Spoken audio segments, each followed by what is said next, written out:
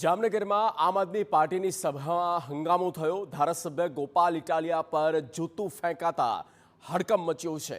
ગોપાલ ઇટાલિયા વક્તવ્ય આપી રહ્યા હતા અને ત્યારે જ આ ઘટના બની। એક શખ્સે અચાનક આગળ આવ્યા અને ઇટાલિયા પર જૂતું ફેંકી દીધું।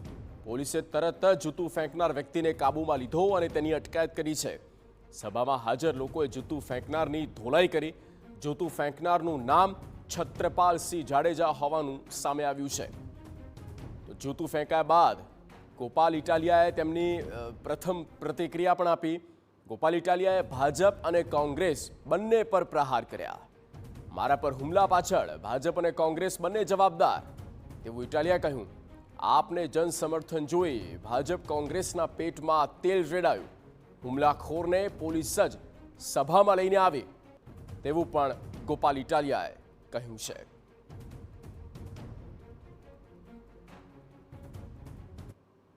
વિશાળ જનસંખ્યા જોઈને જામનગરની અંદર આમ આદમી પાર્ટીને આટલું વિશાળ જનસમર્થન જોઈને ભાજપ અને કોંગ્રેસ બેયના પેટમાં તેલ રેડાયું અને ભાજપ કોંગ્રેસ બંનેએ ભેગા મળીને આજે આ સભા દરમિયાન જ્યારે હું વક્તવ્ય આપતો હતો ત્યારે એક વ્યક્તિએ આવીને મારા ઉપર કશુંક ફેંક્યું। મને એવું લાગ્યું કે પથ્થરો ફેંક્યો છે, પણ પાછળથી લોકોએ જણાવ્યું કે જૂતા ફેંક્યા, ચપ્પલ ફેંક્યા।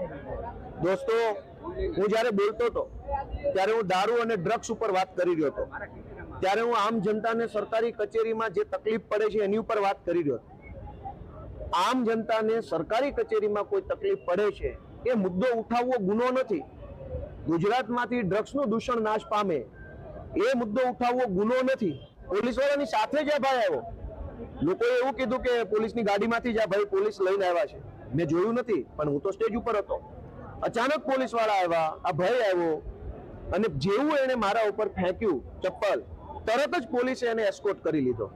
એનો અર્થ એ થયો કે ભાજપના ઈશારે પોલીસવાળા મારા ઉપર ચપ્પલ ફેંકાવનારાને લઈને આવેલા અને પાછું એસ્કોર્ટ કરીને પાછો લઈ જવાની પ્લાનિંગ સાથે આવેલા। જો એ માણસ પોતાની મરજીથી આવ્યો હોત તો પોલીસ એસ્કોર્ટ કેવી રીતે? અચાનક જ બધા પોલીસવાળા આવી ગયા અને એને જેવું એને ફેંક્યું તરત એને પોલીસે એસ્કોર્ટ કરી લીધો। એનો અર્થ એ થયો કે પ્રી પ્લાનિંગથી મારા ઉપર હુમલો કરવામાં આવ્યો છે। તો જામનગરમાં આ ટાઉન હોલમાં આમ આદમી પાર્ટીની આ જનસભા હતી। ગોપાલ ઇટાલિયા વક્તવ્ય આપી રહ્યા હતા અને તે સમય પર જૂતું ફેંકાયું, હોબાળો મચ્યો। ત્યાર પછી આમ આદમી પાર્ટીના જે કાર્યકરો છે તેમણે જૂતું ફેંકનારને માર પણ માર્યો અને એ સમયના આપણે દ્રશ્યો બતાવી રહ્યા છે। આપ જુઓ કઈ રીતે મામલો બગડ્યો, કઈ રીતે મામલો બિચક્યો।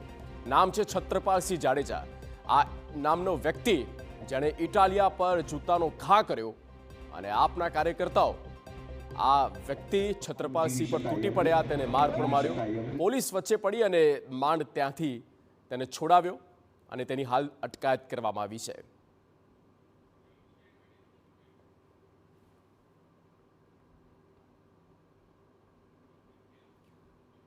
ઇન્ડિગો અને